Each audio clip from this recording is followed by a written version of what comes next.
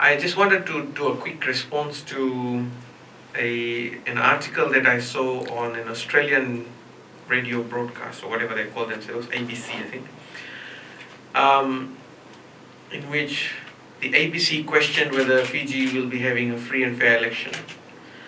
I think the reporter from ABC failed to take into account the FAO's response, in which we had clearly sent to the reporter the link to the video of the press conference that I did with you all, explaining the overseas registration drive and how the information was being disseminated. And I think in this case, the person did not consider the FAO's response. In any event, I think the ABC has dug in too far when it started to question whether the election will be free and fair, simply because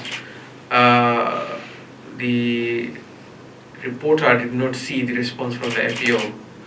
And this is where the overseas media and the local media play a very different roles. The overseas media will be quick to jump at these kind of conclusions because it suits a narrative that Pacific can't have free and fair elections, unfortunately.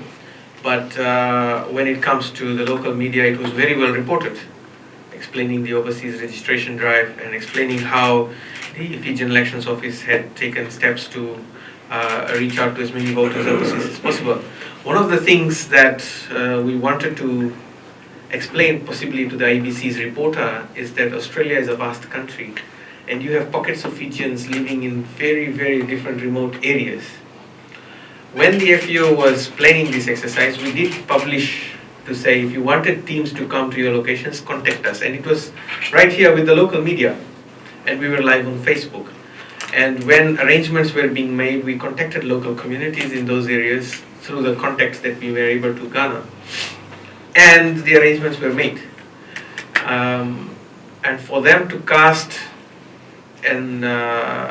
just a wide-ranging allegation that the election won't be free and fair shows the level of interest they have when it comes to finding out the actual facts. And in fact, if you can go back to the day we had that press conference, we went live on the FAO Facebook page for a reason. You will see that the FAO said, if you want teams to come to your areas, you let us know. We will send teams to your areas.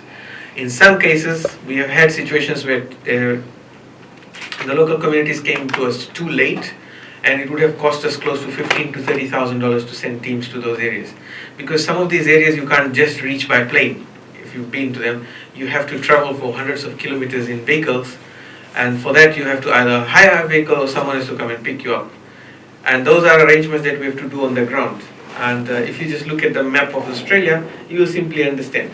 I did not explain to you any other continent in the world. Australia is the next biggest one that I can show you. So, ladies and gentlemen, I think that going into the 2022 general election, the local media has a big role to play when you report on these things. And simply because the ABC's reporter thinks Fiji won't have a free and fair election doesn't mean it becomes your headline, because you are the ones directly in the field. You get the information directly to you. I am in press conferences with you, and I give you the information, no holds barred. And this is where I urge you to exercise caution. And I think it's not a good idea to copy and paste something that the ABC reports simply because they are there. They've been out of Fiji for 2 years, definitely because of COVID. And now that when they are here, they will be using information that's 2 years old to start with. So I urge the local journalists to please upskill those who are coming into the country.